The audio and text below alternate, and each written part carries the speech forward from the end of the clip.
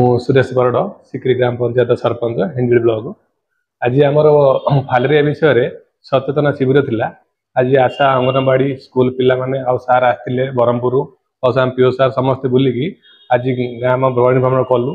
Plus से सब घरे घरे बुझेलु जी पारिलु से बुझेलु से खातु फालेरिया सब खातु आम सिक्री पंचायत फालेरिया दूर करूँ से सब शपथ ने भी कहूँ समस्ते प्राय जिते दूर विश्वास समस्ते खाइबे आदि जी न खाऊ से प्रेसर करूँ आम गोटे कमिटी करूँ से कमिटी द्वारा जीवु जी न खाऊ घर को 5-7 कमिटी करूँ जा 5-7 बुझे सेमती कहब।